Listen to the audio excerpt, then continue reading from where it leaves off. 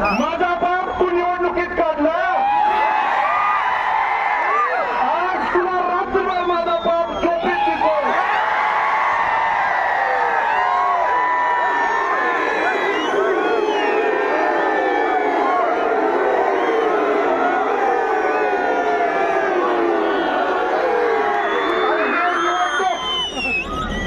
विकासाच्या मुद्द्यावर घेऊन जावा म्हणून पहिल्या दिवसापासून सांगत होतो.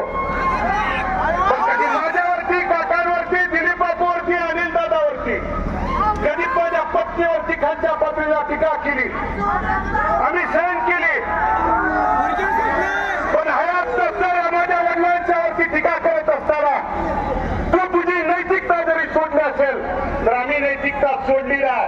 आणि त्या दिवशी सांगितलं होतं बदलो, या जाडीचा आणि टोपीचा हगडा तुला ह्या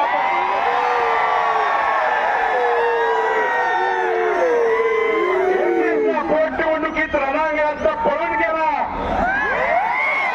24ला देखील येतो म्हणून पळून गेला. मला या शिवतीर्थावरून पुन्हा खुलावाला 2025 4 वर्ष तुझ्याकडे तू तुझ्या बापदात्याची खरी औलाद असेल तर हे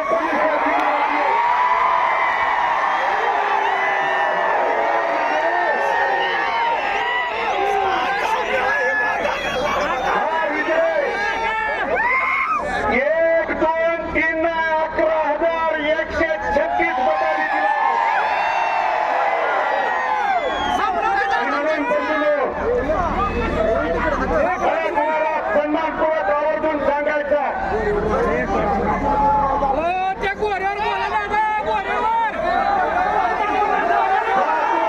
प्रतिकूल परिस्थितीत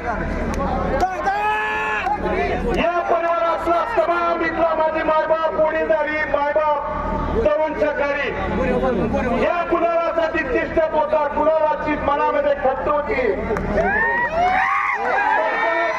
आशीर्वादानं, तुमच्या सगळ्यांच्या सहकार्यानं, पाठिंब्यानं आज पंढरा कुणाल या कुणालाच्या आणि महाराष्ट्राची शपथ घेऊन सांगतो, भविष्य काळात जाईल तिथे जर कुणाल घेतला नाही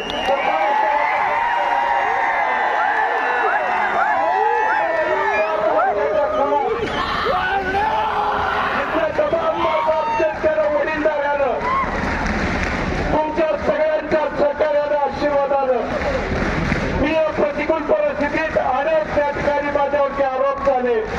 कुणी सांगितलं भांडे संपले आणि तुझ्या बापाला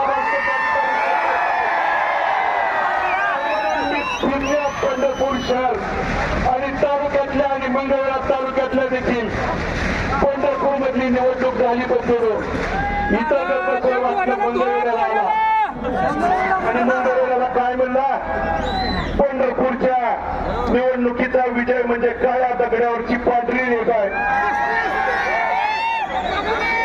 ही तुझा काळा दगड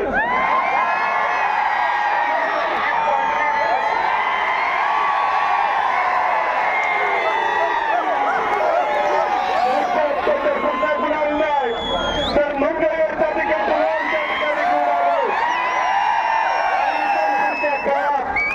जिल्हा परिषद असेल, पंचायत समिती.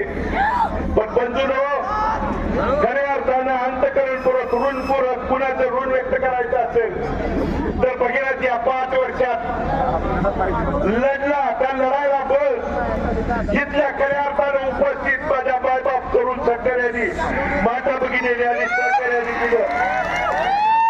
माझा बाप खऱ्या अर्थानं आज जिवंत ठेवण्याचं काम तुमच्या संघर्षानं, स्वाभिमानानं, तुमच्या लढाईनं, तुमच्या त्या ठिकाणी कार्यकर्त्यांची निष्ठा, प्रेम काय असतं या खऱ्या अर्थानं भारताला जिवंत ठेवण्याचं काम तुम्ही त्या ठिकाणी केलं. तुमच्या अर्थकाला, तुमच्या त्या ठिकाणी या केलेल्या कामात